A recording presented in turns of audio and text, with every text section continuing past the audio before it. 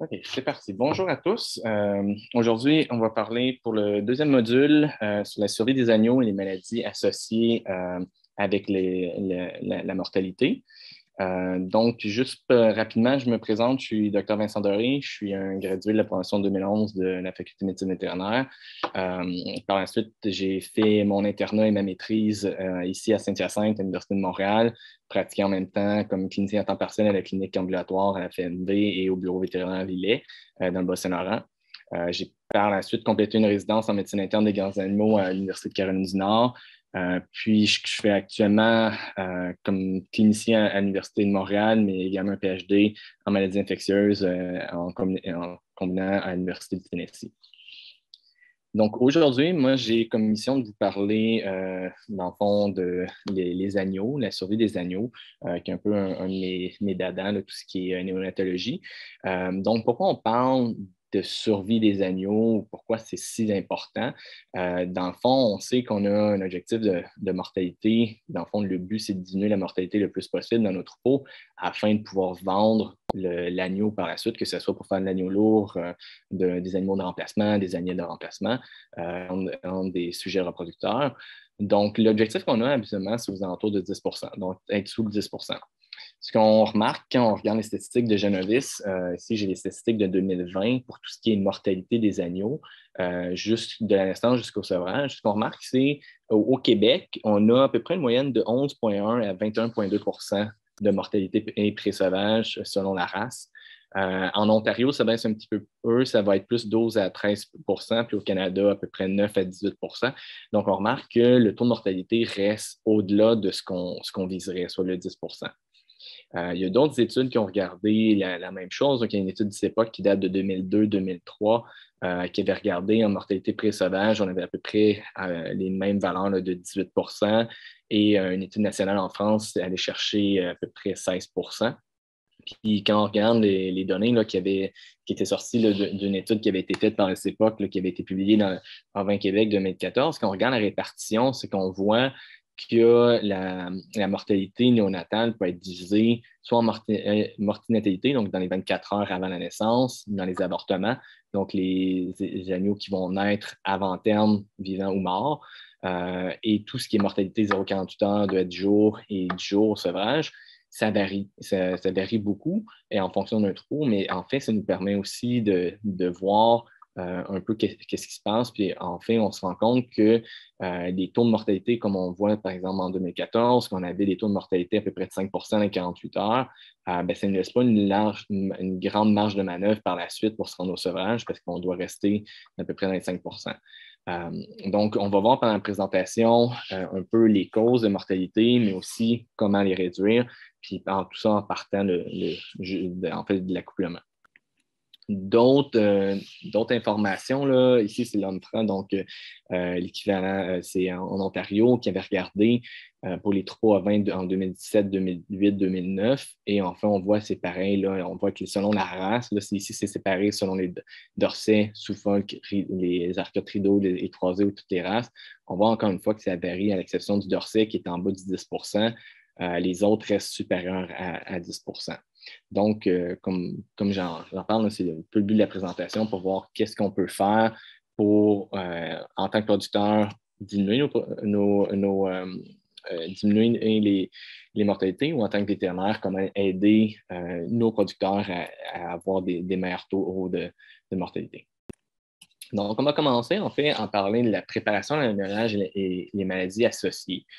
C'est sûr que dans la section, on va dire plus avant la mise bas, il va y avoir beaucoup d'informations qui vont être parlées dans d'autres modules, notamment sur la toxine de gestation, les avortements et autres. Mais on va en reparler juste dans l'ensemble global, qu'est-ce qui touche un peu, qu'est-ce qui peut être des facteurs de risque pour la mortalité de nos agneaux. Quand on regarde au niveau mortalité des agneaux, on pense très souvent à la mise bas. On sait que la mise bas est une période qui est très à risque. On a beaucoup de mortalité dans les 0,48 heures, même 0,24 heures, aussi aux alentours du sevrage. Mais c'est rare qu'on pense que la mortalité des agneaux, ça commence à l'accouplement. ça peut être, en fait, qu'on peut avoir, c'est on peut inclure là-dedans les brebis qui vont avoir, en fait, soit des mortalités embryonnaires ou éventuellement des avortements très tôt, qui peuvent avoir des problèmes immunologiques. On va inclure tout ce qui est gestation là-dedans aussi. Donc, encore une fois, ça va être discuté dans d'autres modules, mais il faut penser plus à long terme, en fait, lorsqu'on parle de mortalité des agneaux, pour se rendre de l'accouplement jusqu'à la période de pré-sevrage. Donc, quelques mortalités, définitions importantes qu'on va parler aujourd'hui. J'en ai défini déjà quelques-unes. Donc, on parle de mortalité prénatale lorsque c'est tout ce qui comprend les mortalités embryonnaires, donc ce qu'on parle 11e, 45 jours post-fécondation, qu'on est capable de chiffrer. Et mortalité fétale. Donc, fétale, ça va être plus ce qu'on va appeler les avortements. Donc, c'est du moment 1 du 45e jour, lorsque l'embryon devient fœtus, jusqu'à la fin 1 de la gestation. Pour ce qui est mortalité, on va correspondre aux agneaux morts pendant la mise bas, donc ceux qui vont être morts-nés ou très faibles et qui vont mourir tout de suite après. Mortalité postnatale immédiate, ça va être dans les 48-72 heures. Souvent, on va prendre 48 heures. Certaines études vont séparer 0,24 avec le 24-48, mais souvent, ce qu'on va inclure, c'est jusqu'à 48 heures. Mortalité postnatale, on faisait plus intermédiaire, c'est là, dépendamment de la période que vous aviez définie, c'était 48 heures, 72 heures, jusqu'à une semaine d'âge. Donc, la première semaine de vie, excluant les premiers 24-48 heures. Puis après ça, tout ce qui est tardif, ben, c'est à partir d'une semaine jusqu'à un mois d'âge ou jusqu'au sevrage. Fait que c'est, encore une fois, là, c'est des informations. Fait que quand vous allez voir, parce que je vais parler beaucoup de statistiques, de données pendant ma présentation, c'est un peu les définitions qu'il faut connaître là, pour la suite des choses. OK. Au niveau problème péripartum, encore une fois, comme je disais, ça va être discuté un peu plus. Moi, je vais essayer de parler plus de l'impact de ces maladies-là sur la survie des agneaux. Ce qu'on va voir, vous allez voir, la scène va revenir quelques fois dans la présentation, ceci. Au niveau des problèmes péripartum chez la brebis, qu'est-ce qui fait en sorte qu'une brebis peut être plus à risque d'affecter la survie de ses agneaux?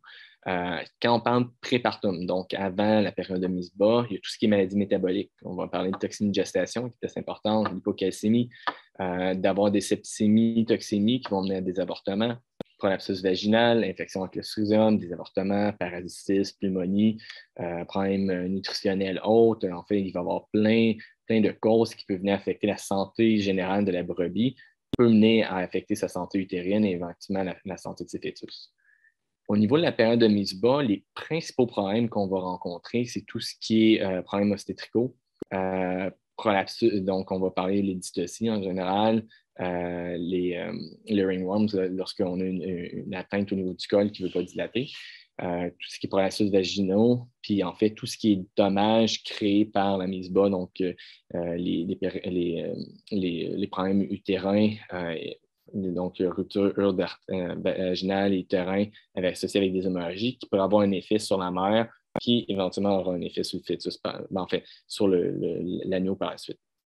Puis en postpartum, qui peut avoir un problème pour les brebis, on va parler des septicémies, donc métrite mamite, maladies métaboliques, notamment l'hypocalcémie, l'hypomagnésémie, prolapsus utérin, puis infection avec le Clostridium shoebi. Pour tout ce qui est impact, dans le fond, comme je vous disais, on va parler un peu de certaines maladies, c'est quoi les impacts sur la survie des agneaux, parce que c'est la discussion aujourd'hui, c'est survie des agneaux.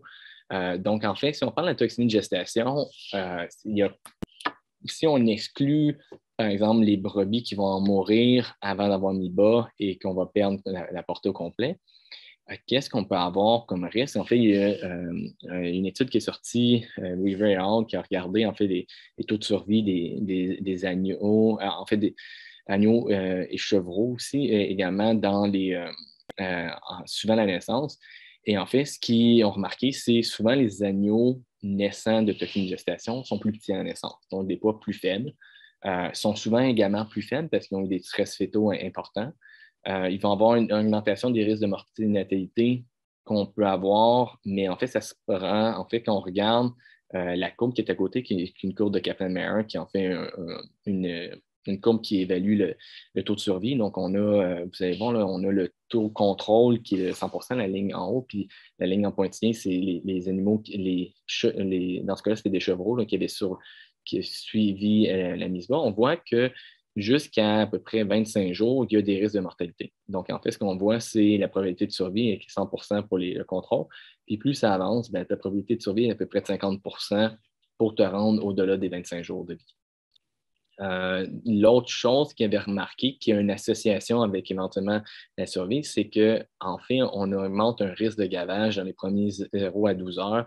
Donc, ça pour le colostrum ou pour le lait, à peu près de ce qu'on va dire le 7,7, c'est des odd ratio, à 2,8. Donc, quand même un taux assez important où on doit intervenir en tant qu'éleveur ou en tant que vétérinaire, dépendamment où les animaux naissent. Et bien sûr, ces animaux-là ont plus de chances de naître avec des problèmes métaboliques déjà, donc d'être en acétose métabolique et en hyperlactatémie. Donc, en fait, d'avoir déjà des conditions qui vont les affaiblir. Quand on regarde pour les avortements, bon, c'est celui qui est plus souvent le plus facile à parler. C'est pour ça qu'il y a beaucoup d'études aussi, étant donné que c'est la plus large portion de mortalité des agneaux est associée habituellement en antémortem, en antépartum avec les avortements. Souvent, on va les séparer, on va mettre comme deux catégories différentes. Ça peut être soit parce que l'agneau va naître mort, donc on va avoir né, ou qui va être faible et qui va mourir dans les premiers 24 heures. Fait que ça, on va avoir, c'est assez commun, on va le voir souvent. Puis en fait, comme je disais, les causes d'avortement, ça va être discuté dans notre module, là, mais c'est juste pour parler pour mortalité agneau. Pardon. Pour le moment de la mort, donc pour venir, en fait, ce qu'on parlait, si on regarde les statistiques, on va voir que la plupart des agneaux, normalement, ça va être les grosses périodes à risque. On devrait avoir, c'est des avortements mortinatalité, donc vraiment dans les 0,24 heures. Après, en fait, étonnamment, c'est souvent pas dans la première semaine, c'est un peu plus tard, donc avant la période de sevrage, qu'on va avoir la deuxième plus grosse portion de mortalité. Puis après le sevrage, on devrait en avoir le moins possible. Quand on regarde ça, on voit qu'il y a à peu près 40%, 35% des agneaux qui vont mourir en théorie, là, selon les statistiques de l'IDEL, soit dû à l'avortement ou une mortinatalité, donc 0,24 heures. Un autre 35 à peu près, justement, première semaine de vie jusqu'au sevrage. Puis après ça, ben, ça va être la naissance au bouclage, puis après le sevrage. OK. Donc, qu'est-ce qu'on a comme facteur de risque qui peut prédisposer à la mortalité chez nos animaux? Ben, en fait, on sait que c'est, comme bien d'autres conditions, c'est des maladies multifactorielles. On peut regrouper ça en trois catégories. Il y a un facteur non négligeable, c'est la brebis. Donc, la mère, que ce soit pour l'âge, la parité, je vais revenir, là, la génétique, le fait qu'elle produit ou non son colostrum, c'est quoi son comportement maternel, son état corporel, la taille, la portée, tous les effets reliés à gestation et brebis. Un autre facteur, ben, c'est tout ce qui est relié à l'agneau. Donc, il va y avoir le sexe est important. Les mâles ont tendance à être un peu plus faibles à la naissance. Température à la naissance, le poids, le comportement, le type de manteau de laine, plusieurs facteurs qui peuvent venir affecter la prise colostrale, éventuellement des signes d'hypoglycémie qui font en sorte que l'animal peut être plus faible. Après, il y a tout ce qui est régie ou environnement. Donc, le bâtiment en général, il va y avoir des différences entre les troupeaux qui vont avoir les mises bas à l'intérieur versus ceux à l'extérieur. Tout ce qui est climat externe au pays. Là. Bon, c'est sûr qu'au Québec, on est à peu près tous dans le même climat selon la région où on est. L'état sanitaire du troupeau, surveillance et suivi de troupeau. Tous ces facteurs-là vont faire en sorte que vous allez avoir plus de mortalité chez les agneaux en fonction de qu'est-ce qu'on a. Comme je disais, on va les revoir un peu plus en détail. Donc, au niveau de qu'est-ce qui affecte les facteurs reliés à la mortalité des agneaux reliés par la brebis, donc comme je disais, l'âge de la parité, on voit plus de risques chez les primipares. Souvent, il y a plus de chances de dystocie. En fait, ils sont aussi peut-être moins à même d'être maternels, donc il va y avoir quand même plus de chances chez les jeunes d'avoir la mortalité chez leurs agneaux. Taille à portée, on sait qu'avec les triplets, on a des risques en prépartum d'avoir des risques de toxine de gestation, mais aussi, bien, plus que d'agneaux, en fait, au niveau de la production laitière de la mère, ça peut varier beaucoup. Donc, c'est sûr que d'avoir Des jumeaux, c'est idéal, considérant qu'on a deux mamelles. Mais sinon, quand on tombe à 3, 4, 5, ça peut affecter le poids de l'animal à la naissance, mais aussi le comportement, donc des animaux qui peuvent être un peu plus faibles ou qui peuvent avoir moins de chances de s'alimenter correctement.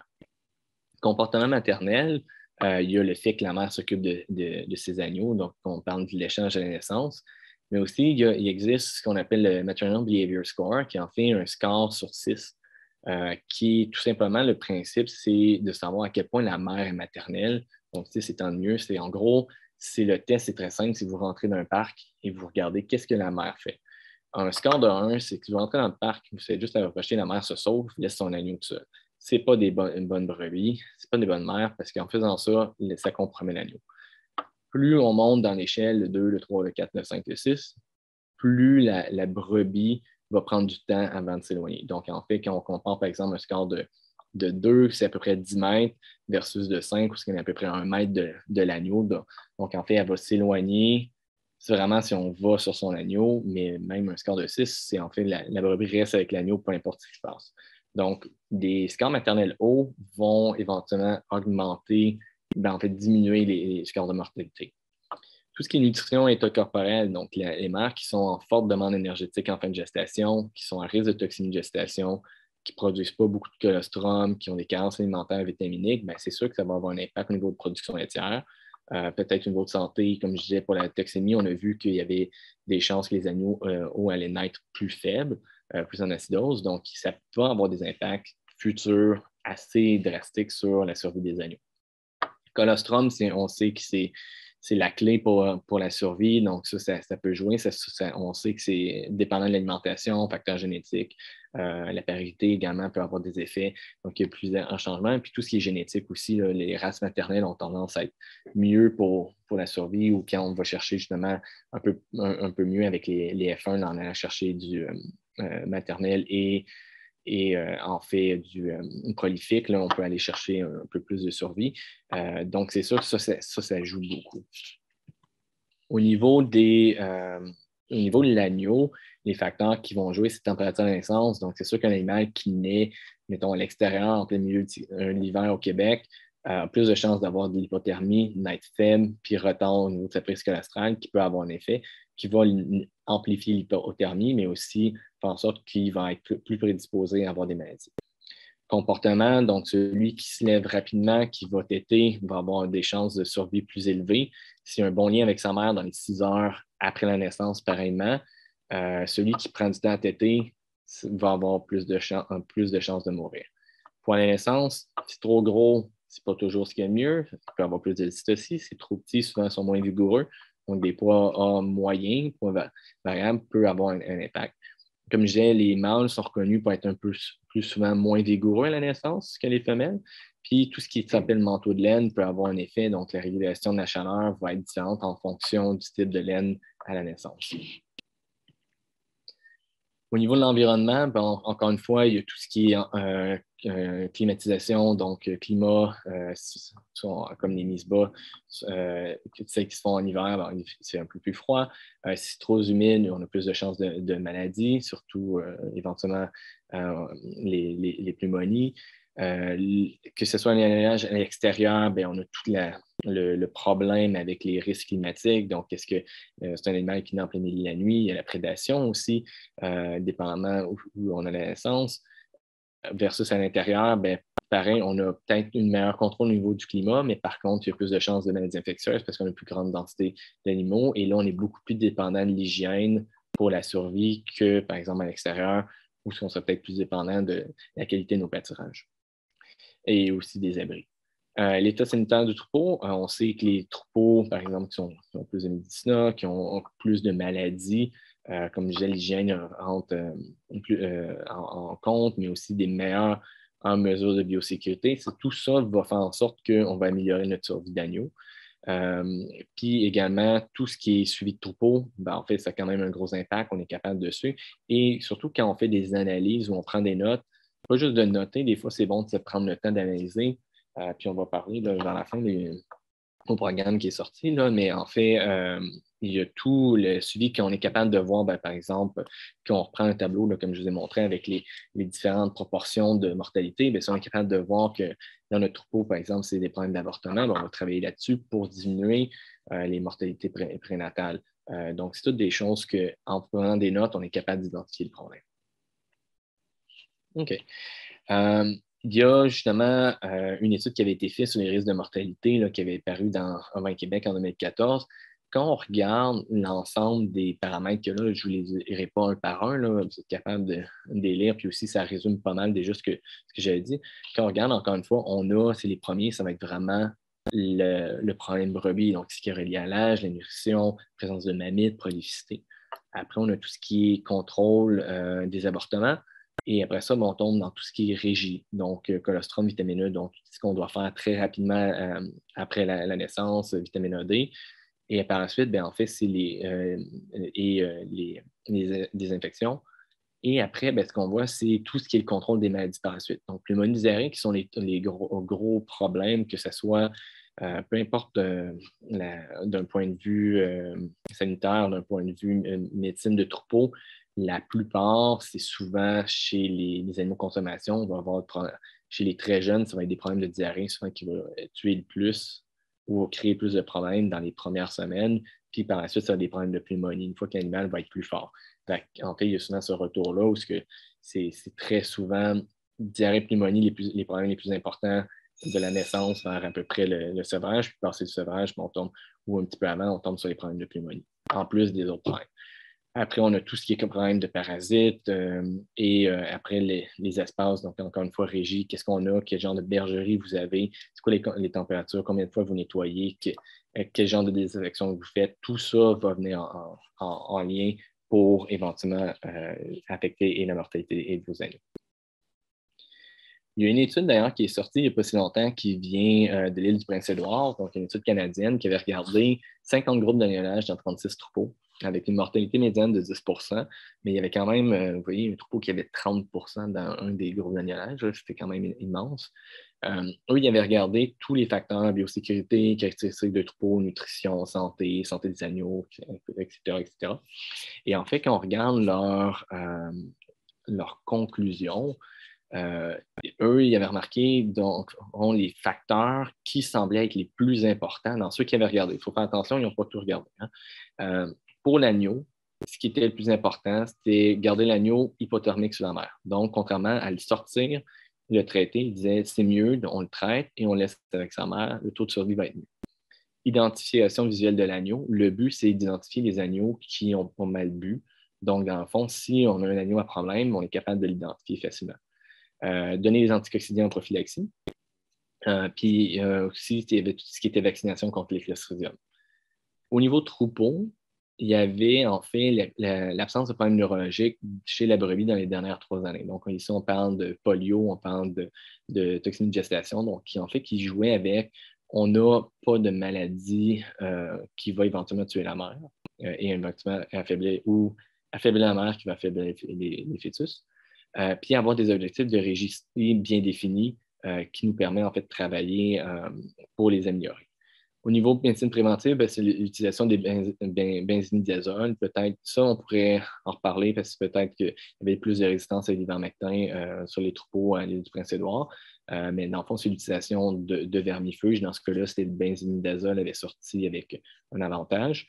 Traiter les animaux sur recommandation vétérinaire ou s'en débarrasser. Puis au niveau de l'alimentation, c'était d'avoir des diètes prépartum. C'était important la composition de la diète parce que ça venait influencer la qualité du colostrum et la production lactée. OK. Fait que là, on va parler, continuer en fait d'avancer en parlant avec les maladies. Donc, en fait, tout ce qui est période d'allonage et maladies, on va avancer tranquillement dans le temps. Après ça, la période 0,24 et on va aller jusqu'au sevrage pour parler un peu des facteurs de risque avec les mortalités d'agneau. Donc, cause de mortalité chez l'agneau dans la période d'allonage, période péri-allonage. Ce qu'on va avoir principalement, c'est des agneaux faibles à la naissance. C'est eux qui vont être le plus à risque de mourir. Donc, que ce soit suite à une dystocie, suite à une toxine de gestation, que ce soit qui ont eu une infection in utero, donc c'est un avortement, mais l'agneau n'est pas mort-né et fait à la naissance, donc éventuellement va mourir, ou problème nutritionnel, par exemple, des déficience en sélénium. On peut parler aussi tout ce qui est problème, qui est un peu plus dur des fois à contrôler, tout ce qui est anomalies congénitales. Il y a des animaux, il y a certaines anomalies congénitales qui sont dues à des toxines, d'autres qui sont juste dues à pas de chance. Bon, c'est sûr que l'animal qui a, par exemple, une fente palatine a plus de chances d'avoir des problèmes qu'un animal qui a un palais incomplet. Aspiration de liquide amniotique, donc au niveau lors de la mise bas, donc il y a un animal qui ferait une aspiration. Il y a une étude qui date quand même, là, mais qui avait regardé en 1990. Il disait qu'à peu près 50 à 75 des pertes périnatales étaient expliquées par quatre choses. Ben, en fait, il y avait avortement, qui était un des plus importants.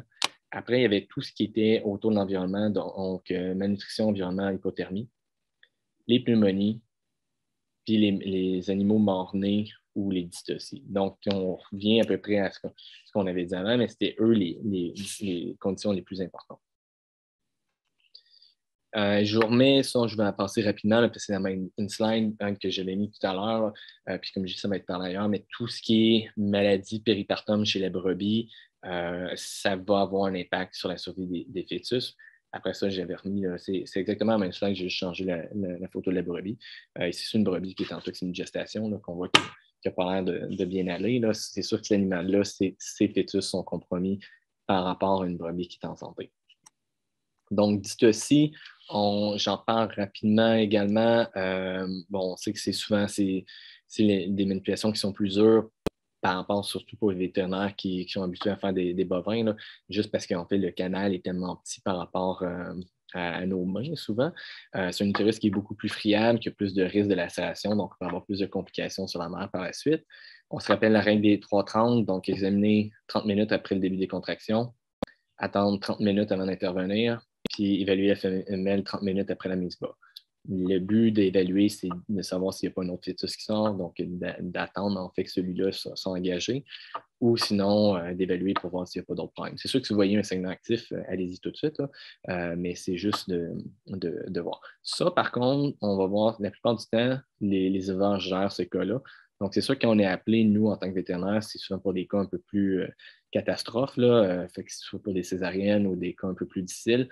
Donc, pensez-y aussi. Là, fait que dans ces cas-là, peut-être la règle des 3-30 s'applique un peu moins, là, parce que comme souvent, ça va être, comme je dis, c'est plus les éleveurs qui vont gérer cette portion-là.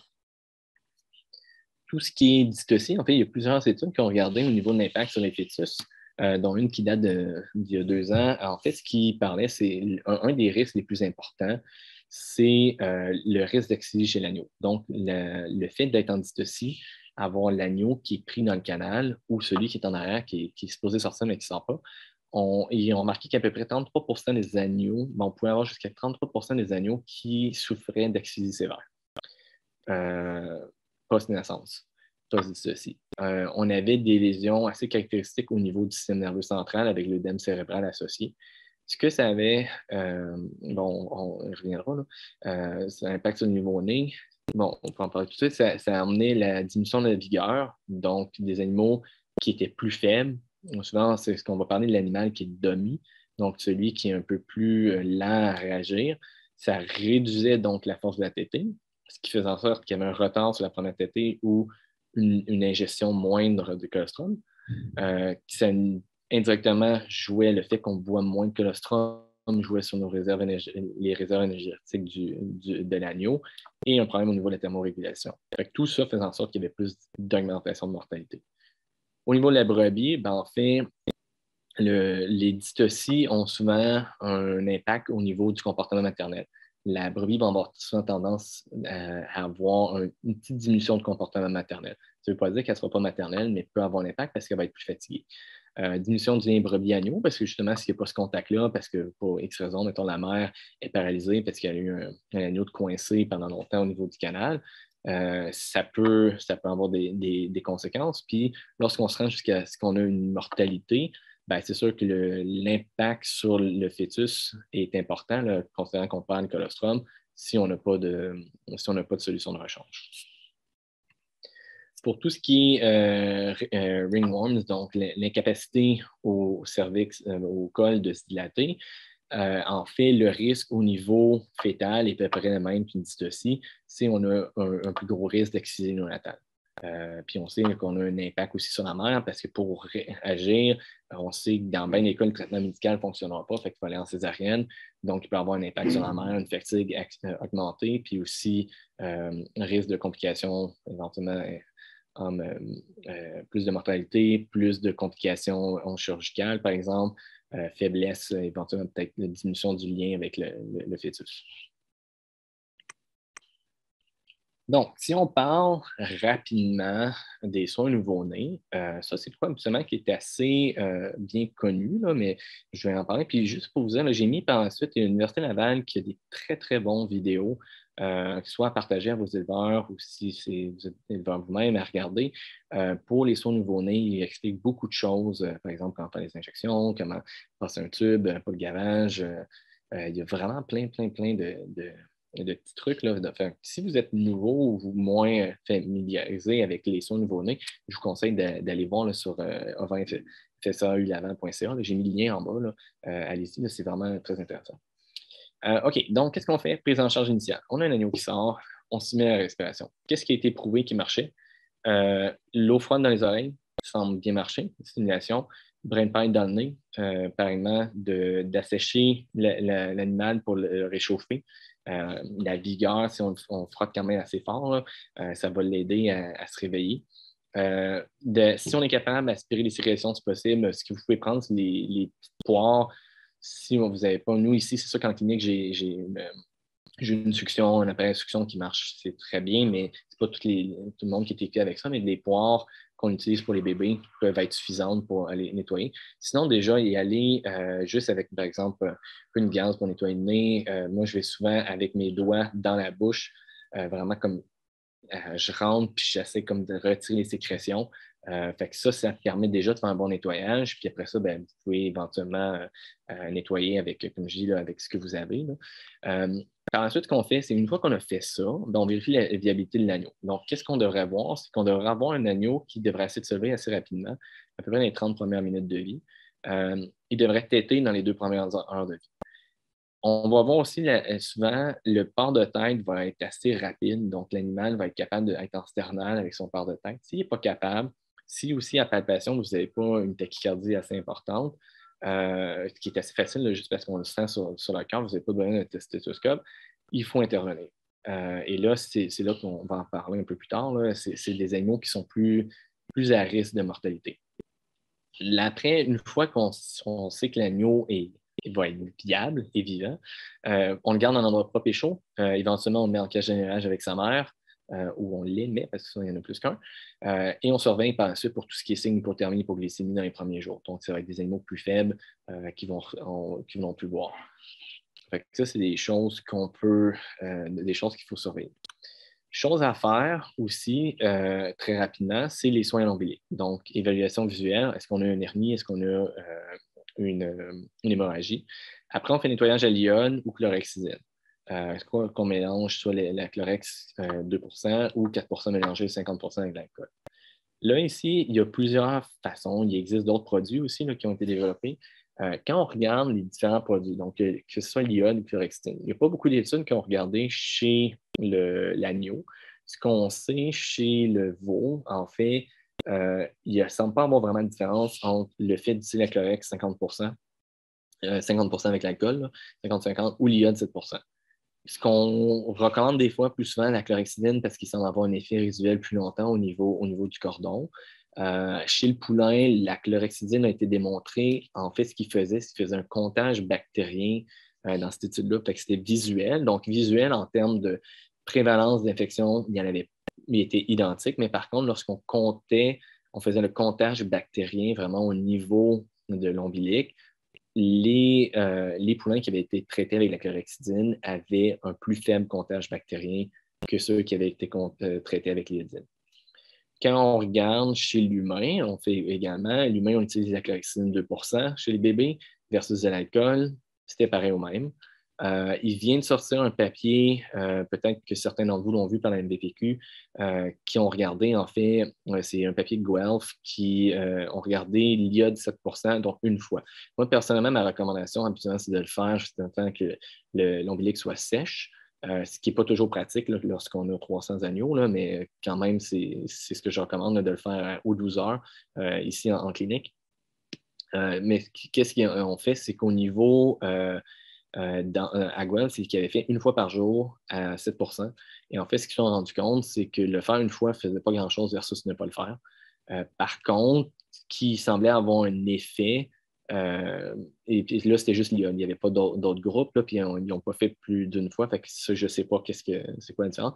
Par contre, ce qu'ils ont remarqué, c'est un des impacts sur le fait d'être malade ou de développer des pathologies externes, c'était le colostrum. Le fait d'attendre, plus qu'on attendait, avec le colostrum, puis qu'il y avait de chances que l'animal tombe malade. Fait que les deux combinés, en fait, c'est pas juste une question, je pense, quand on regarde ces papiers-là, c'est pas juste une question de qu'est-ce qu'on utilise, quand est-ce qu'on le fait, le plus tôt possible, c'est mieux. Mais il y a beaucoup, en fait, c'est multifactoriel. Donc, le colostrum va jouer beaucoup, beaucoup. Puis vous allez voir, on va en reparler. Pour le colostrum, l'objectif, c'est 200 ml par kilo en 24 heures en donnant à peu près des repas de 50 ml par kilo. Le premier, le plus tôt possible, c'est possible dans les premières 2 heures, puis le reste en 2 à 3 repas. Parce que l'idée, c'est plutôt, on se rappelle, on va le voir plus loin, là, je vais en reparler, mais plus qu'on attend dans la partie de 24 heures, l'absorption en immunoglobuline type G est vraiment plus faible que lorsqu'on est le plus proche possible de l'annulage. Vitamine E, sélénium, selon les recommandations de votre troupeau, injection de vitamine A, D, toute autre procédure de régie, là, ça peut être dans les 24 ans après, là, tout ce qui est tag, codectomie, éventuellement, c'est dépendant de ce que vous faites. Fait que ça, c'est toutes des choses à faire dans les premiers 24 heures. Le colostrum, soit l'ombilic le plus tôt possible. Tout ce qui est vitamine peut se faire éventuellement le lendemain, éventuellement. Ça, ou un peu plus tard dans le jour. OK. Fait que ça, c'est tout ce qui est périnatal. Maintenant, on va parler, on reste quand même périnatal, là, on va parler du 0,48 heures. Donc, qu'est-ce qu'on retrouve dans la période 0,48 heures, qui est, comme je vous rappelle, une des périodes les plus importantes. Donc, qu'est-ce qu'on a? Si on parle de la naissance, si on peut sortir tout ce qui est agneaux dystocie, ce qu'on va appeler les agneaux noyés, donc ceux qui vont respirer le liquide amniotique puis éventuellement s'étouffer avec, tout ce qui est chétif, donc souvent qui sont des radais à la naissance. Après, on a tout ce qui va jouer avec dans le fond, la naissance, donc en fait, problème d'allaitement, que ça soit dû à la mère. Elle a une mamite, elle a un manque de colostrum, elle a une faible production laitière, portée multiple, agneau faible, tout ça qui va venir jouer avec pour l'agneau ne sera pas capable de boire correctement. Une mère qui rejette son agneau, ça revient à peu près à la même chose. Écrasement par la mère, ça arrive malheureusement et ça a un impact sur la mortalité. Par la suite, tout ce qui est agneau faible à la naissance, comme je disais, les toxines de gestation, les dystocies, les avortements, problèmes de sélénium éventuellement, d'autres infections in utero. Plus qu'on avance, après, on va avoir des 48 ans, on va avoir les colibacilloses, donc les infections à E. coli, que ce soit avec ou sans diarrhée, donc soit qu'on va avoir des septicémies à E. coli, ou vraiment une colibacillose associée avec une diarrhée néonatale. Et bien sûr, ce qui est très commun pour nos agneaux, tout ce qui est hypoglycémie, hypothermie. Donc, c'est quoi le syndrome d'hypothermie, hypoglycémie? En fait, c'est un ou l'autre. Donc, c'est soit vous avez l'hypothermie associée avec un manque de glucose, ce qui fait en sorte que les réserves ont un manque d'énergie. L'animal n'a plus d'énergie pour réguler sa température éventuellement, va tomber en hypothermie. Ou sinon, on a l'inverse, on a un animal qui est hypotherme, qui fait en sorte qu'il y a la misère, il va avoir une augmentation de la demande en énergie. Dépendant de la température, par contre, on peut avoir une diminution du métabolisme, fait que ça peut aider. Et en fait, éventuellement, on va avoir besoin d'utilisation plus de l'énergie, donc éventuellement plus de sucre. Qui c'est qui est à risque? Tous les agneaux qui n'ont pas eu leur colostrum ou qui ont la misère à téter par la suite. Lorsque la mère a des causes de diminution de production laitière, que ce soit mamite, mauvaise préparation à l'annulage, tout simplement, des fois, ça peut être juste le plug au niveau du trayon qui fait en sorte qu'on n'a on n'a pas des bonnes, dans le fond, on n'a pas une bonne excrétion du lait. Historique de dystocie, faible capacité maternelle à la mère, trauma. En gros, il faut se rappeler que ce n'est pas nécessairement une cause infectieuse. Donc, ce n'est pas nécessairement des septicémies tout le temps, mais plutôt des facteurs maternels, des facteurs associés avec la consommation du veau, de l'agneau et des facteurs environnementaux. C'est plus ça qui joue là-dessus. Comment on va traiter ça? Le plus simple dans un cas critique, c'est de prendre du sirop de maïs ou du sirop d'érable, tout le monde en a à la maison. Mettez ça sur votre doigt, mettez ça dans la bouche. Ça va monter le sucre assez rapidement. Ça ne va pas être suffisant pour les maintenir en vie, par contre. Fait que souvent, là, à ce moment-là, il faut réagir. Fait que c'est quoi nos choses à faire? Une fois que l'animal se réveille un peu plus, ce qu'on fait, on donne du sucre par voie orale. Fait que c'est quoi le sucre le plus fiable? Le lait, tout simplement.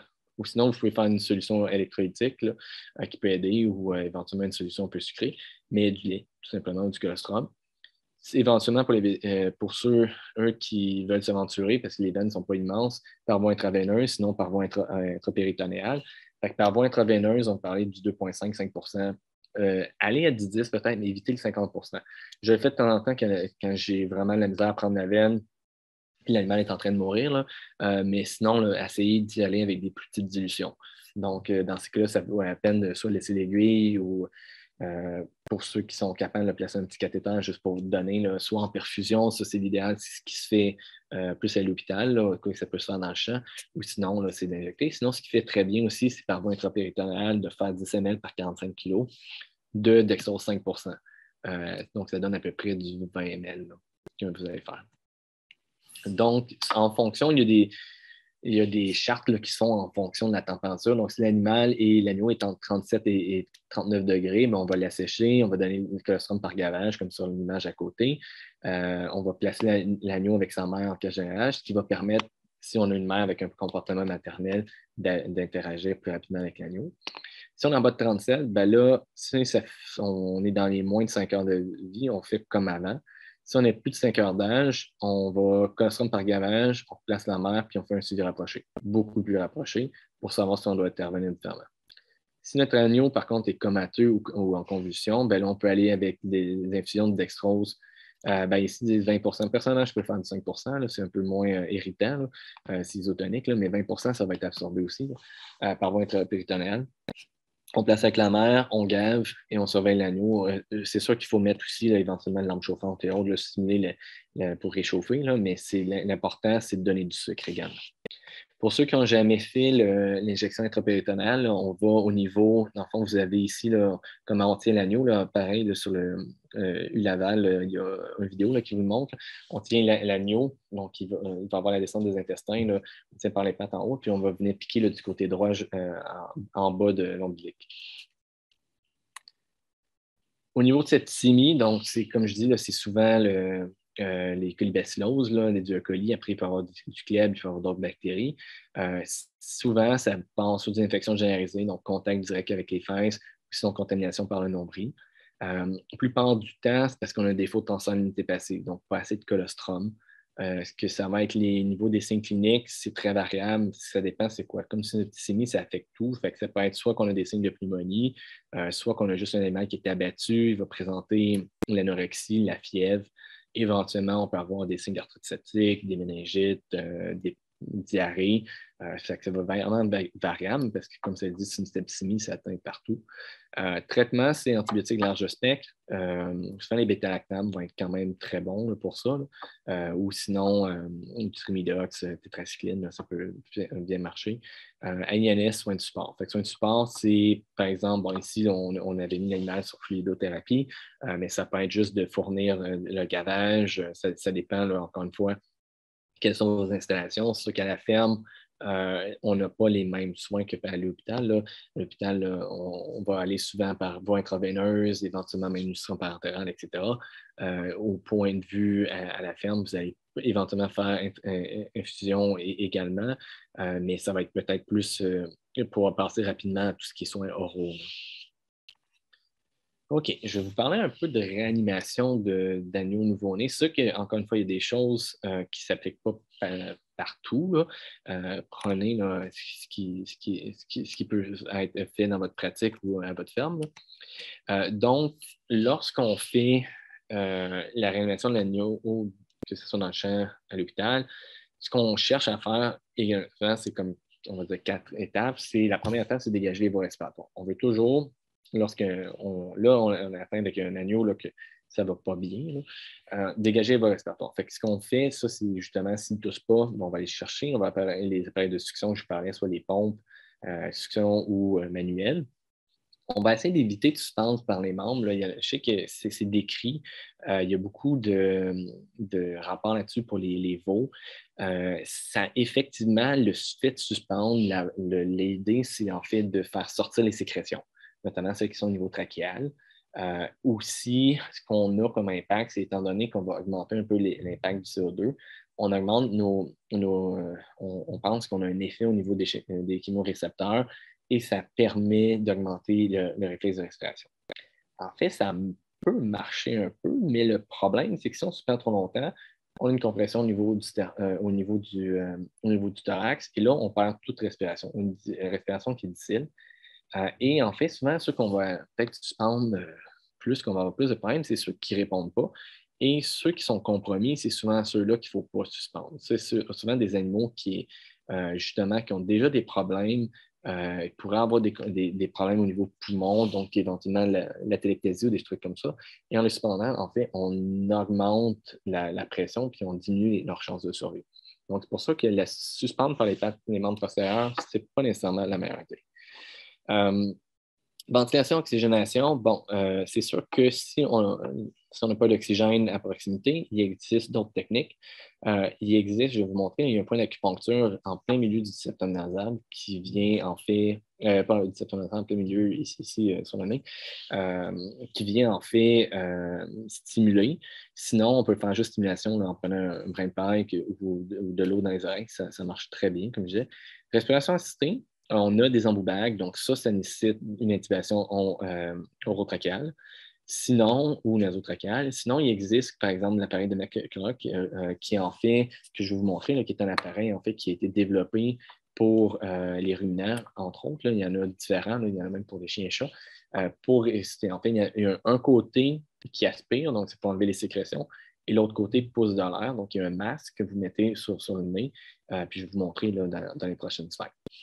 Par la suite, tout ce qui est circulation, on va faire des massages cardiaques, la fréquence cardiaque baisse en bas de 60. Éventuellement, dans ces cas-là, c'est sûr, si on tombe en massage, il faut avoir une voie intraveineuse, c'est l'idéal. Passer avec du 20 à 40 ml par kilo en isotonique pour être en mesure de rétablir la pression. C'est souvent parce qu'on a des baisses de pression. Ça, c'est dans l'idéal, encore une fois. Si on a des pertes de sang, ben, c'est de donner du sang. Ça arrive des fois avec des lacérations au niveau du cordon ou si le cordon coupe trop court, puis en fait, ça saigne dans l'intérieur, ben, c'est des animaux qui nécessitent du sang. Puis par la suite, ben, en fait, il y a tout ce qui est utilisation de drogue ou correction de troubles métaboliques. À quel moment ben, on a l'oxygène en endotrachéal? C'est pas vraiment une drogue, là, mais c'est l'oxygène de supplémentation. Stimulant respiratoire comme le doxapram, éventuellement des stimulants cardiaques comme l'épinéphrine ou l'atropine peut aider aussi, glycopyrrolate dans certains cas. Puis, en fait, c'est sûr que tout ce qui est trop métabolique, ben, c'est un peu plus dur quand vous n'avez pas un gaz sanguin, mais ça serait traité, par exemple, vous avez un animal que vous soupçonnez qui est en acidose métabolique, ben, donnez des bicarbonates. Un animal qui est faible, donnez du glucose. Donc, c'est jouer avec ça en fonction, notamment, moi, ce qui est plus facile, c'est que j'ai l'appareil de gaz sanguin à côté de moi. Je prends un peu de sang, je le teste, puis je corrige, mais sinon, c'est éventuellement d'estimer si vous n'avez pas ces appareils-là. Ici, comme pareil, il y a un point d'acupuncture en plein milieu du nez, là, du septum, là, qui est en fait le VG26. On a juste qu'à prendre une aiguille taille 20 à planter au milieu, puis souvent, ça vient stimuler la respiration. Puis c'est assez impressionnant pour ça. Le McCulloch, comme j'ai commencé à utiliser un peu là, dans les dernières années, en fait, il y a 2 embouts. Vous allez voir ici, là, comme je dis, c'est juste un tuyau que vous bougez, puis ça fait remplir de l'air ou la poussée. Ce côté-ci, c'est le côté qui vient porter l'air. Donc, en fait, le tuyau, si on regarde, va s'étirer de la gauche vers la droite. Donc, on va bouger comme ça.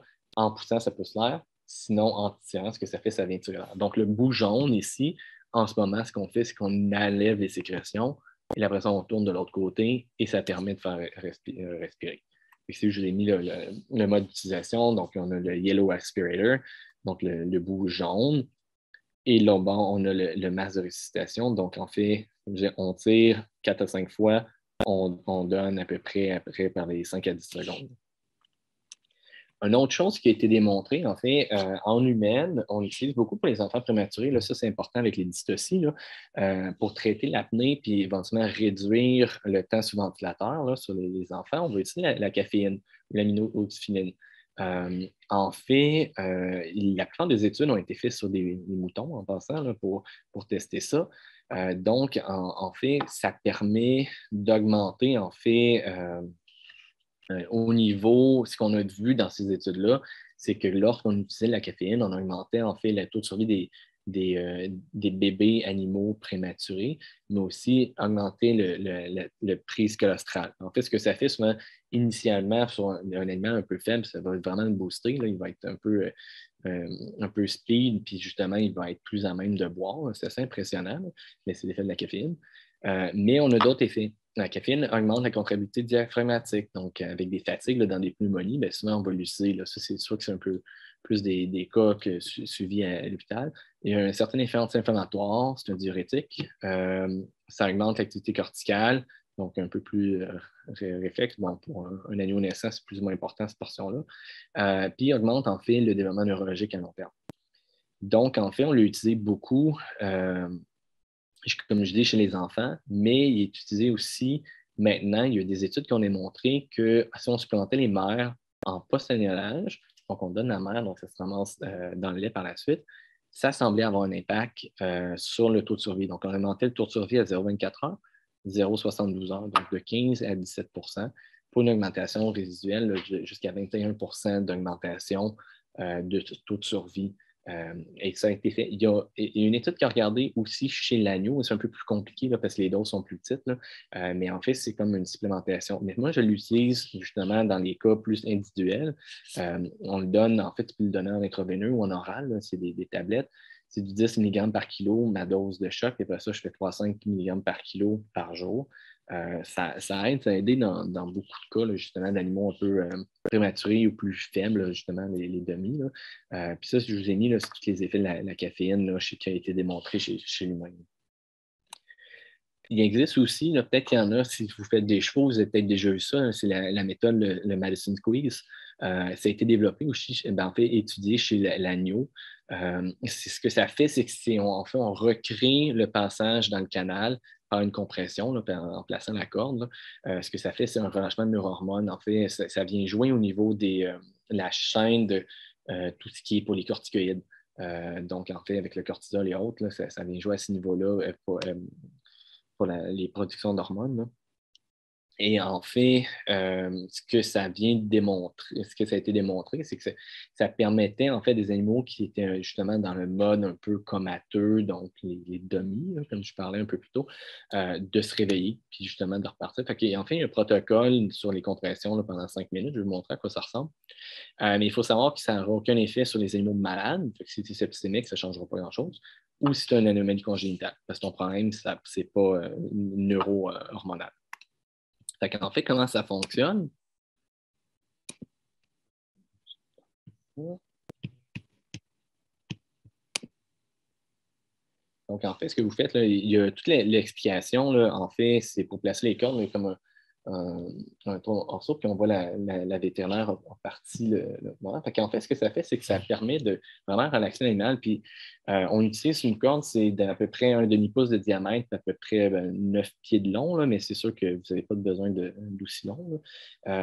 Puis, ils disent que c'est à peu près l'équivalent d'une livre de pression. C'est pas une grosse pression. Ce que ça fait, là, ce qu'il y a beaucoup, là, je sais qu'il y a beaucoup de vétérinaires équins à qui j'ai parlé, ce qu'ils aimaient, c'est que ça vraiment relaxe l'animal, ça vraiment le coucher, ce qui fait en sorte que dans certains cas, ça te permet de faire d'autres procédures là, quand on travaille sur des animaux malades. Fait qu'il y en a qui utilisent ça comme méthode de contention, en fait, sur les jeunes. Fait que vous allez voir, ce que ça fait, c'est vraiment, si on reste comme ça pendant à peu près 5 minutes, je vais vous montrer le second vidéo. Puis en fait, à la fin, normalement, là, je ne sais pas si dans son cas, c'était un animal qui était malade ou demi, là, mais après, lorsqu'on enlève la corde, Ben, en fait, on va le restimuler l'agneau et souvent, ça les réveille. Fait qu'il y a vraiment, c'est assez impressionnant la vitesse que ça peut avoir. Personnellement, je ne l'ai jamais essayé sur un agneau, je l'ai juste fait sur des poulains lorsque j'étais résident. Fait que c'est une méthode qui existe. Je dirais que ça vaut la peine à regarder, à connaître. Ça peut avoir certains effets. Puis comme je dis, le principe, c'est vraiment venir restimuler au niveau des neurohormones dans le fond, au niveau pour vraiment comme si on recréait un passage dans le canal. OK. Donc, maintenant qu'on a parlé la période initiale, on va parler maintenant de la période du jour au sevrage, donc une période qui est aussi importante, là. Donc, dans ces cas-là, les causes de mortalité, c'est plus des causes de mortalité qu'on va voir plus générales, donc tout ce qui est omphalite, polyarthrite, abcès de colonne qui est associé avec les polyarthrites, tétanos, surtout lorsqu'on fait des méthodes comme la castration, la codectomie, diarrhée néonatale, septicémie pneumonie. Okay? Fait qu'on va les couvrir une par une. Omphalite, c'est un exemple là, c'est un caprin ici, là, mais c'est la même chose. C'est qu'on voit une inflammation au niveau de l'ombilic.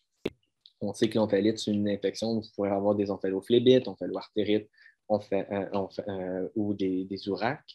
Donc, c'est en fonction de la localisation dans les tissus de l'ombilic. La plupart du temps, la raison principale pourquoi ils font ça, c'est parce qu'il y a eu une mauvaise gestion au niveau des soins ombilicaux. C'est soit parce que ça a été mal couvert, soit parce qu'il y a eu de quoi. Comme je disais, avec les nouvelles études qui sont sorties de Google, il semblerait aussi que le fait d'avoir du colostrum de bonne qualité ou pas vient jouer beaucoup. Signe clinique, ben, ça est variable. Souvent, ça peut être juste une enflure. Sinon, fièvre, du pus au niveau de l'ombilic. Des fois, quand c'est vraiment à l'intérieur, c'est pas l'ombilic, mais l'ouraque, on peut avoir de la dysurie.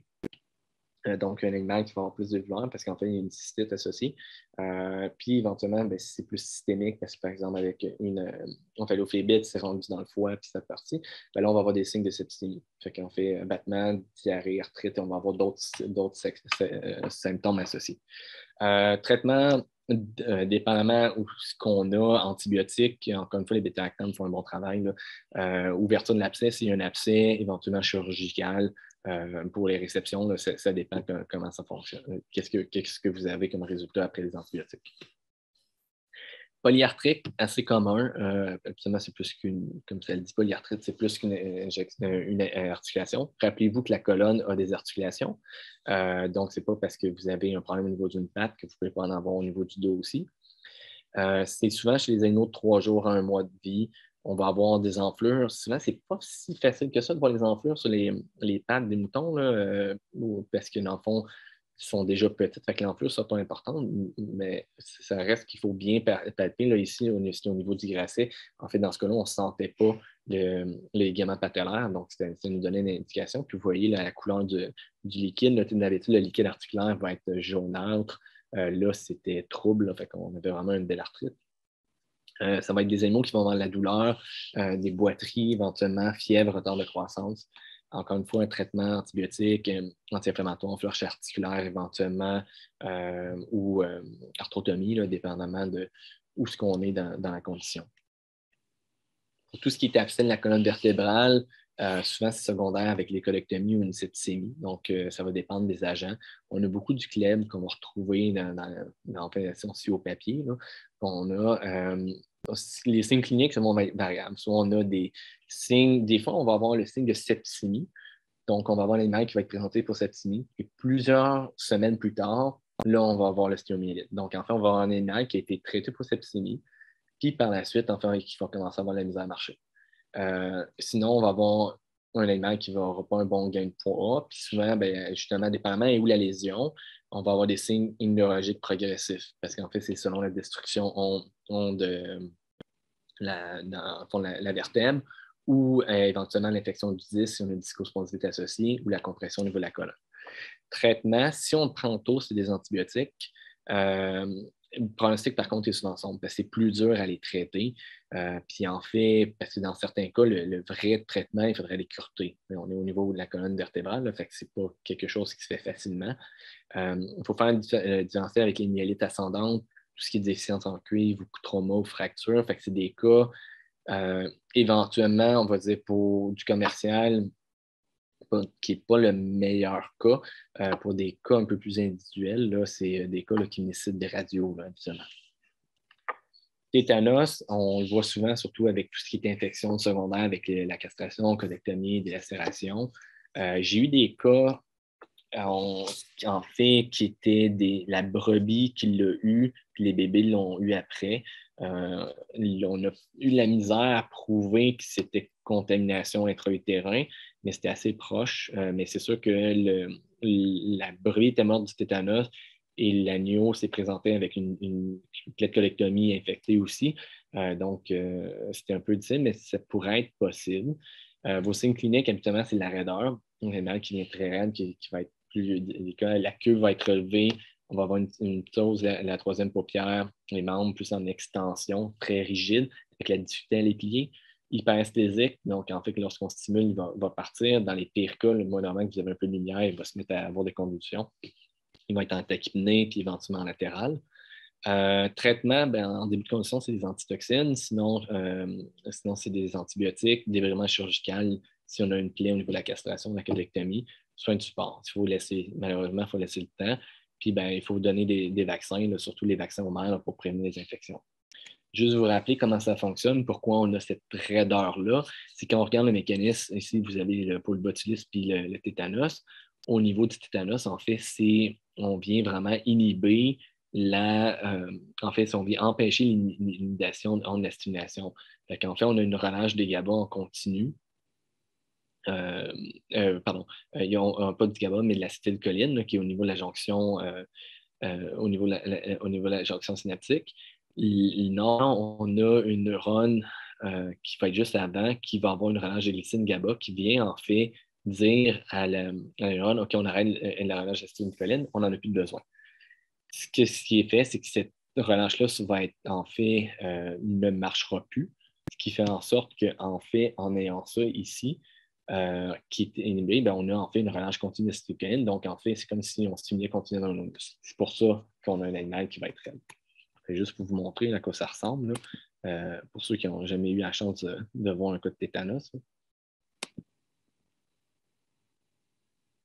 On voit l'animal qui est vraiment, ça c'est le chevreau avec, pardon, pas le chevreau, l'agneau avec l'infection au niveau de la queue. Fait qu'on voit vraiment qu'il est très raide, puis quand on le tourne, les pattes restent droites. Là. C'est un bloc, là, cet animal-là. Puis lui, bon, en fait, il y avait des problèmes respiratoires, les muscles costaux avaient été affectés, là, fait que, c'est pour ça qu'il était sous oxygène. Là. Mais c'était vraiment, il avait été présenté au début, il était en problème, moindrement qu'on mette un peu de lumière, il était en hyperesthésie, là, il était passé ce stade-là, mais il était raide. Au niveau des diarrhées, ben, c'est les agents les plus communs. Là, on a les E. coli, les rotavirus, crypto. Fait qu'on sait que c'est souvent dans les 2-3 premières semaines de vie, la giardiose, coccidiose. D'autres parasitoses vont se développer, puis tout ce qui est diarrhée alimentaire, acidose, vont plus passer plus tard, plus au niveau de l'engraissement. Si on regarde les agents, pas vraiment pour parler c'est quoi, mais plus pour vous dire les types de diarrhée. Si on regarde le E. coli, c'est une diarrhée par diminution d'absorption. Ce qui fait en sorte qu'on a une augmentation d'excrétion de bicarbonate clair dans l'intestin, ce qui fait en sorte que ça sort. Quand on parle de rotavirus, c'est de la malabsorption, mais par destruction de cellules. Pareil avec le coronavirus, c'est des diarrhées qui vont être des fois un peu plus longues, justement, parce que c'est la destruction cellulaire. Mais en fait, ce n'est pas la même chose. On va avoir une bonne diminution de capacité d'absorption, puis en fait, c'est des diarrhées osmotiques. Crypto, que tout le monde doit bien connaître, diarrhée par malabsorption par aliment, on va y avoir l'atrophie des vésicles intestinales avec l'hyperplasie des cryptes, donc plus d'excrétion au niveau des cryptes, moins de capacité d'absorption. Le coccidia, c'est de la diarrhée par malabsorption également, avec la destruction cellulaire. Au niveau des diagnostics, ben, c'est variable en fonction de ce que vous cherchez. Fait que soit c'est une culture, si c'est du bactérie, puis avec un sérotypage, sinon c'est une lésion PCR selon le virus que vous cherchez, une utilisation directe dans les cas de parasitose, recherche de toxines, éventuellement si c'est des clostridium. Ça dépend vraiment de ce que vous soupçonnez. Traitement, la plupart du temps, ce qu'il faut vraiment, c'est des traitements de support puis prévenir les bactériémies secondaires. Donc, ce qui sera fluidothérapie orale ou intraveineuse, éventuellement un bolus en intraveineux initialement, puis aller avec la fluidothérapie orale le plus rapidement. Puis antibiotiques, ben, en fait, c'est que ça dépend comme je dis, là, s'il y a plus une atteinte systémique ou pas, bactérienne. Pour la période de l'engraissement, ce qu'on voit, c'est comme je disais, plus qu'on avance dans l'âge, plus les problèmes principaux, c'est les pneumonies. On voit ici, c'est Navarro, l'équipe de Navarro et Hunt qui avait regardé.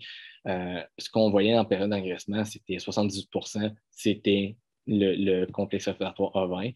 Après, il y avait un petit peu de septicémie, d'autres maladies, le déficience en sélénium, le problème d'adaptation, problème digestif, des accidents. C'est des problèmes qui avancent. Plus de pneumonie. Fait que pneumonie, qu'est-ce qu'on pense? C'est les pestes relacées. C'est les plus communs. Il y a comme 4 formes. Il y a la forme suraiguë, donc c'est une mort subite. Forme aiguë, c'est ce qu'on voit le plus classiquement, l'animal qui développe des signes respiratoires avec la tachypnée, la toux, éventuellement le cou étendu, donc les formes vraiment classiques de pneumonie. Chronique, ce qu'on va voir, c'est souvent des retards de croissance. En fait, c'est des animaux qui vont avoir éventuellement de la toux chronique aussi, mais qui vont avoir des problèmes de croissance parce qu'ils vont avoir des lésions au niveau pulmonaire. Puis, en fait, sous-clinique, en fait, c'est qu'on va avoir des lésions en nécropsie, mais cliniquement, l'animal paraît bien. Fait que ça va faire des retards de croissance, mais pas aussi visible que la forme chronique. Donc, signe clinique, je vous ai décrit, là. Puis, traitement, c'est antibiotique INS, là. Comme pour toute bonne pneumonie, à moins que ce soit, faites attention avec les pneumonies un peu plus vieilles, les pneumonies virales dégénératives, là, comme elle avec le Midivicina, c'est sûr que c'est plus rare là, chez les jeunes agneaux. C'est plus les brebis qui vont développer ça mieux, mais ça l'antibiotique ne fait pas grand-chose.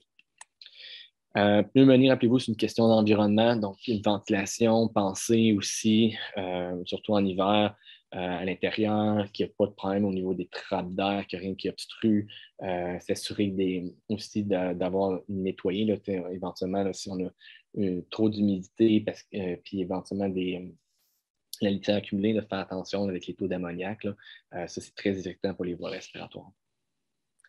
L'entérotoxémie, donc on parle de chloroquine perfringence type A, B, C, D. Principalement, c'est le D qu'on va voir avec la toxine epsilon. Sinon, il y a le type C avec les entérites hémorragiques, des diarrhées plus brûlantes. Ce qui affecte, souvent, c'est les animaux en croissance rapide, qui mangent beaucoup de concentrés, stress, changement alimentaire. Donc, on va avoir des morts subites ou des animaux qui vont rapidement tomber malades avec des diarrhées hémorragiques, signes neurologiques, douleurs intenses. Là. Effectivement, c'est des animaux qui vont mourir rapidement. Antibiotiques, c'est la pénicilline qu'on utilise. Si on a accès aux antitoxines, on peut en donner.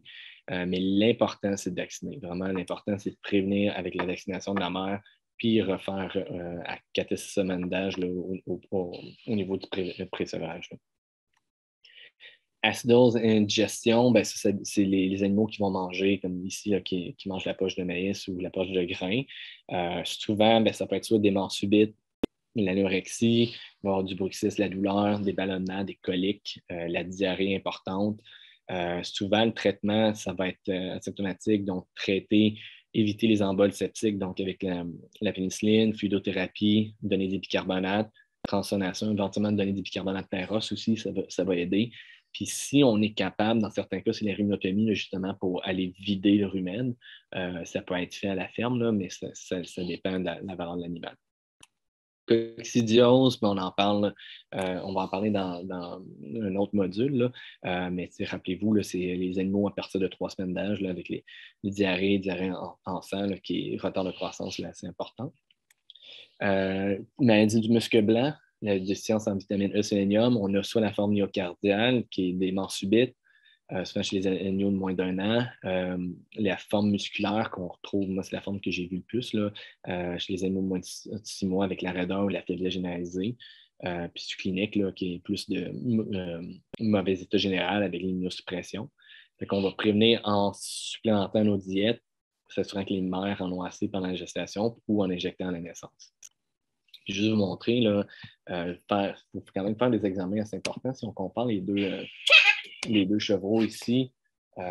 C'est pour vous montrer la différence. À gauche, vous avez un chevreau qui semble paralysé, avec des réflexes au niveau des pattes, pas capable de se lever.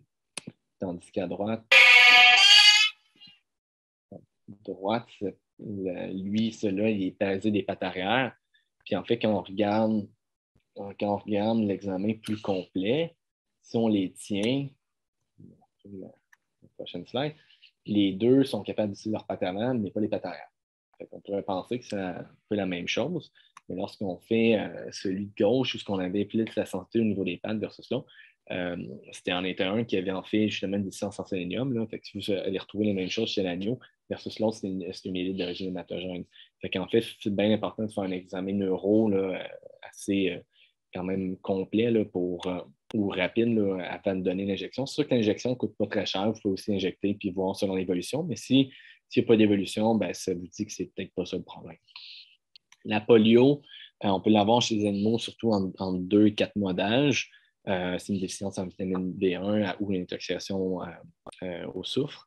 Donc, le premier signe, souvent, c'est la faiblesse avec l'hypostotonose, la salivation. Éventuellement, ça va mener avec l'animal qui va se lancer à terre, des tremblements et des convulsions. Fait que souvent, il est trop tard dans ces moments-là. Mais si le traitement, c'est la thiamine, initialement, moi, je le fais à 20 mg par kilo 6 heures. Puis je pense que ça va être 3 fois par jour, 2 fois par jour. On peut utiliser le L-Dex et du mannitol pour réduire l'œdème cérébral. C'est pas toujours efficace. Je vous dirais surtout les traitements de sport puis laisser le temps à thiamine d'agir. Si on n'a pas de réponse en 48 heures, habituellement, ça ne sert plus à rien, là, le pronostic. Puis comme je vous dis, les animaux qui sont comme la brebis dans ce cas-là, puis qui en plus qui est en condition sévère, souvent le pronostic est nul là, dans ces cas-là, malgré ce qu'on voit. Juste un petit rappel au niveau des 13 commandements. C'est pas qu'il avait sorti ça, là, les 13 commandements du naisseur. Quand on regarde, là, c'est assez important pour la survie des agneaux. C'est surtout les points 8, 9, 10, 11, 12, 13 qui sont importants. Puis vous regarderez là, dans la section organophile en général, c'est principalement les maladies que j'ai parlé. Par la suite, c'est sûr qu'eux, ils parlaient, bon, il y a quelques variantes, comme le colostrum 210 kg pour poids vif là, au lieu de 200. Bon, c'est un petit ajustement là, selon les références, là. Mais de revérifier, là, ça, c'est des références faciles que vous pouvez prendre sur Internet là, qui vous font un rappel de qu'est-ce qui est à surveiller pour justement améliorer la survie des agneaux dans ce cas-là. OK, maintenant pour la dernière portion, les dernières 15 minutes, on va parler en fait du colostrum, puis dans le fond, l'allaitement artificiel, qui est très important pour la survie des agneaux. Comme on parlait, le colostrum, c'est le premier repas, c'est celui qui contient les anticorps maternels. On sait que si on se fie aux études qui existent chez les ruminants, incluant les agneaux, l'absorption est quasiment nulle à partir de 24 heures. 0,6 heures, c'est l'idéal. Puis plus qu'on avance dans le temps, moins on a d'absorption. Également, plus qu'on avance dans le temps, moins le lait est fort en immunoglobuline. Donc, c'est sûr qu'il y a ça qui joue également. Et ben, on en a parlé, là, il y a plusieurs facteurs qui vont affecter la production d'immunoglobuline chez la mère. Les ressources sont un peu variables. Comme on dit, c'est à peu près 200 à 210 ml par kilo en à peu près 4 repas, là, 50 ml kilo qu'on va aller chercher. Le premier repas dans l'heure suivant 2 heures, suivant l'annulage. Puis après ça, on vise dans les 3 prochaines dans les 18 heures. Il y a des façons de voir, parce qu'on n'est pas à suivre, à donner à tous les agneaux, des façons de palper, donc être en mesure de tenir l'animal puis venir palper la caillette pour savoir s'il a bien bu. Ça, pareil, je pense que vous l'avez sur le site, mais sinon, c'est vraiment juste en tenant l'animal par les pattes dans l'avant puis vous venez de peser. Donc, la caillette va descendre puis venir peser, voir si vous êtes capable de vous toucher les doigts, c'est pas normal. Cet animal-là n'a pas bu. On va viser, en fait, aux alentours de 30 grammes d'immunoglobuline en 24 heures. Il y a certaines références qui vont recommander 50. Ça se tient souvent avec ce qui se fait chez les bovins. Donc, c'est à peu près 30 grammes là, qui est un peu l'objectif. Lorsqu'on voit les concentrations, en fait, si je peux vous donner une idée, c'est aussi la qualité du colostrum varie avec le temps. Donc, si on regarde pour la brebis qui a par litre à peu près 120 grammes d'IgG, ben, c'est sûr qu'après 24 heures, son colostrum à elle est dans est un peu, il reste encore bon. Par contre, la brebis qui est à 40 en partant, à 24 heures, est moins bonne. Fait que c'est sûr que ça va jouer beaucoup. On ne teste pas toujours le colostrum autant qu'on pourrait faire, mais c'est assez facile à faire là, maintenant avec les réfractomètres numériques, là, comme le BRICS que je vous présentais à la fin. C'est du coup qui peut être fait rapidement, puis c'est facile pour savoir si on doit supplémenter nos animaux. Mais c'est sûr que même un animal qui boit du colostrum, mettons 40, mais dépendamment de sa consommation, va faire en sorte qu'il va être capable de quand même passer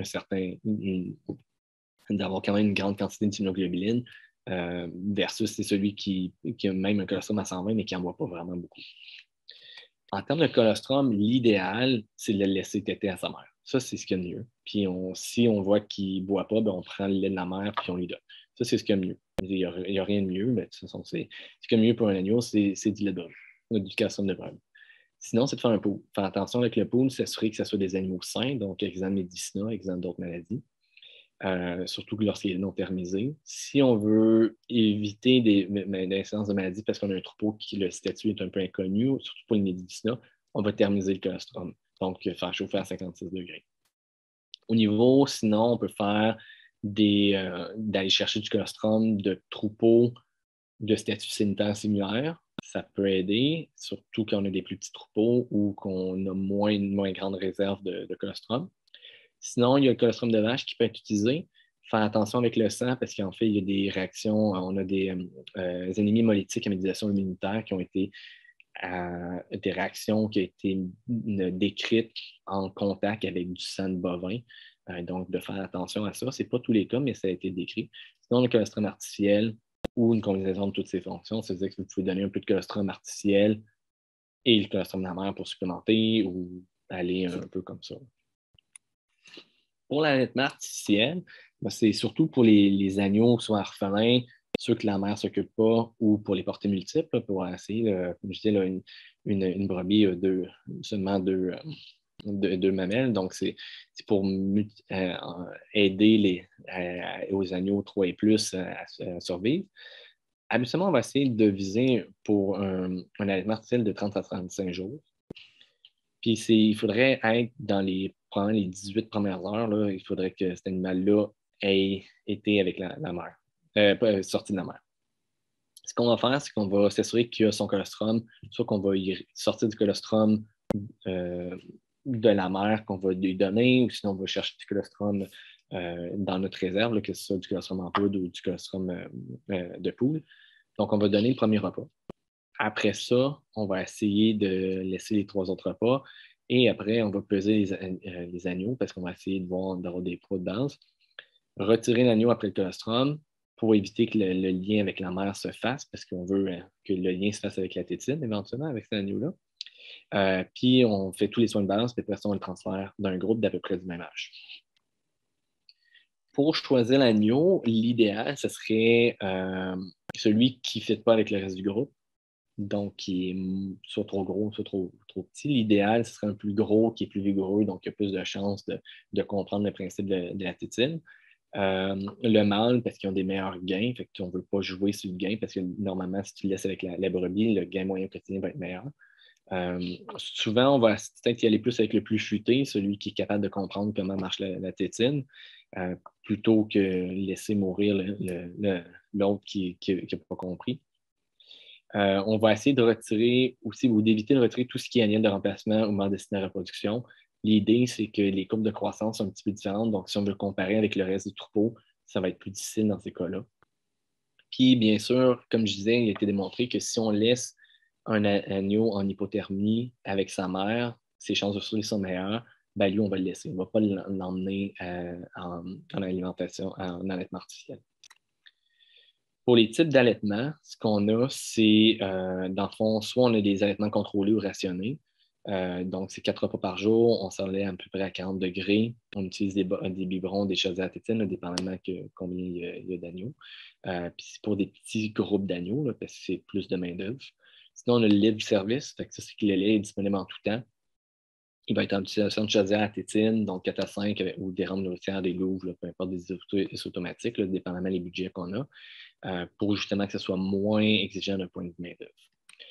Juste pour vous dire, ça sort de c'est l'Omra qui avait sorti ces valeurs-là pour à peu près une idée là, de coût. Là. C'est sûr qu'en nourriture automatique, on parle d'à peu près 1 500. Là, ça te prend du monter, là, comme tout a monté pendant la pandémie. Là. Mais versus les biberons là, qui est plus 100 $. Mais ça, on a comme les avantages de chaque système versus les autres systèmes. Il faut considérer tout ce qui est dans le fond, plus c'est automatique, plus c'est contrôlé, là, fait qu'il y a un meilleur contrôle à ce niveau-là, plus c'est individuel, plus ça fait de l'ouvrage. Au niveau de la préparation du lait, l'important, c'est de bien le dissoudre. La raison, c'est qu'on veut éviter d'avoir des dépôts, on veut éviter d'avoir des grosses sections, par exemple, qui auraient trop de poudre. L'idée, c'est respecter le dosage aussi. Sinon, en fait, ce qu'il va y avoir, surtout si dans les problèmes ou ce qui sont hypertoniques, les solutions sont hypertoniques, on a plus de ballonnement, ralentissement, en fait, au niveau de la caillette pour la sécrétion, donc ulcère de caillette, éventuellement infection Clostridium, diarrhée mort. Là, donc, c'est pour tout éviter là, ces problèmes-là. Hygiène, il faut que ce soit à 100% pareillement là, pour éviter d'avoir des contaminations par le lait. On peut privilégier l'acidifier, ça a bien aidé là, parce que justement, ça augmente la conservation du lait en diminuant le risque de ballonnement et de diarrhée. Puis parce qu'en fait, ça vient réduire la croissance bactérienne. Fait que ça, c'est des choses qui peuvent être conseillées là, lorsqu'on utilise l'allaitement artificiel sur des gros groupes. C'est sûr qu'il faut faire un certain apprentissage des agneaux. Là. On va faire, souvent ce qu'on va faire, c'est qu'on va faire un jeûne de peu près 6 heures au gros max, là, post-colostrum, parce que le but, c'est surtout s'il y a eu sur la mer, c'est de faire comprendre que la tétine, c'est rendu ce qu'il veut. C'est sûr que si on a des agneaux plus faibles, plus petits, on va éviter d'aller au-delà de 4 heures parce qu'on ne veut pas les emmener en hypothermie, hypoglycémie. On va essayer de garder une uniformité dans les groupes, donc à peu près une semaine d'écart max, avoir un poids uniforme, comme ça on a à peu près, on peut rester à la même chose. Éviter ceux qui peuvent boire, c'est les identifier rapidement pour éviter le lien avec de maternage, dans le fond. Maintenir le groupe jusqu'au sevrage, puis fournir les concentrés là, parce qu'on veut les nourrir rapidement là, pour qu'eux ils comprennent pour les sevrer aux alentours de 30-35 jours. Au niveau de l'allaitement, ben, l'environnement, il faut qu'il y ait de l'eau en tout temps, il faut le mouler pour justement commencer à la dérober, contrôler les mouches, avoir un endroit qui est propre, accès à de l'eau chaude.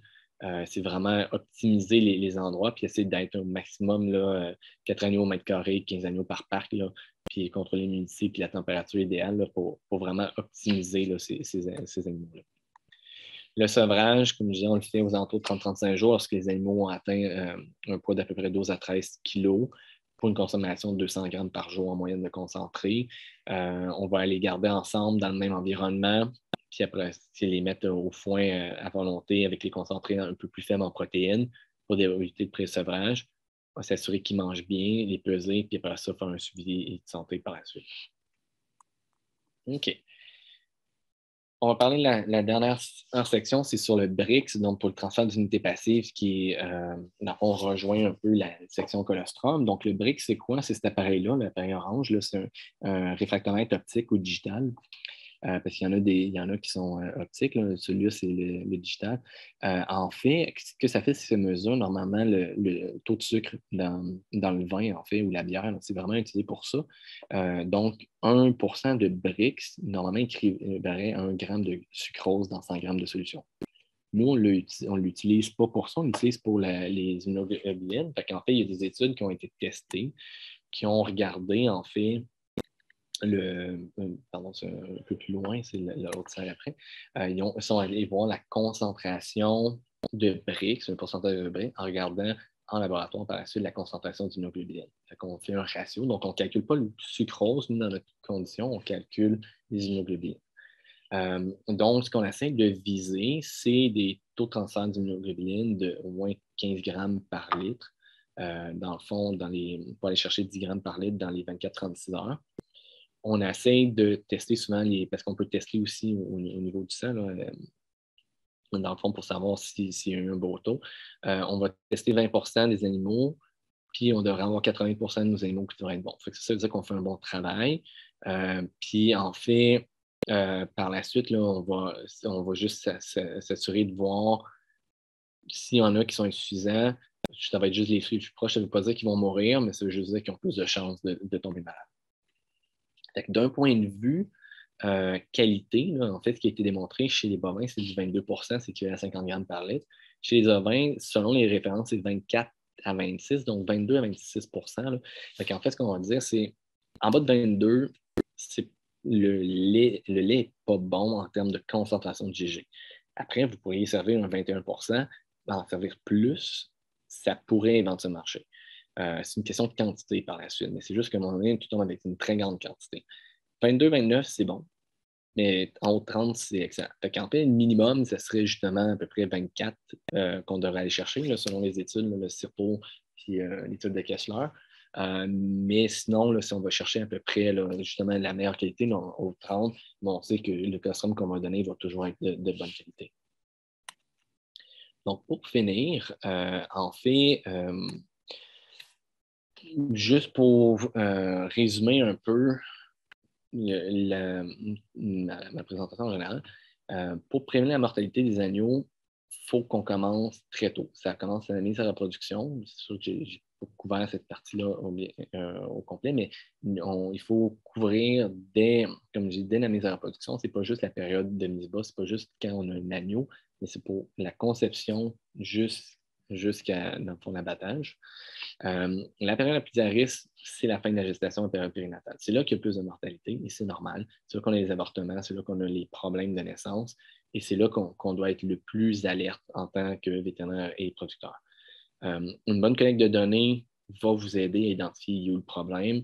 Ça va vous permettre d'avoir des discussions, d'être en mesure vraiment de pouvoir se poser des objectifs puis éventuellement d'améliorer nos méthodes de faire.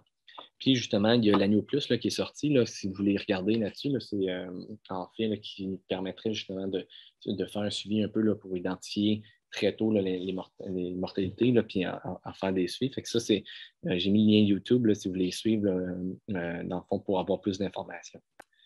Donc là-dessus, moi, j'ai mis mes références.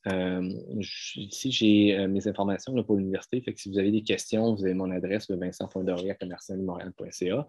Sinon, le numéro, c'est la clinique. Là, fait que c'est plus dur de me rejoindre. Je ne suis pas en tout temps en clinique. Là. Mais si vous avez des questions, gênez-vous pas. Vous pouvez m'écrire. Sinon, s'il y a d'autres questions, il va y avoir une période de questions. Là, fait que je vais être disponible pour répondre. Je vous remercie.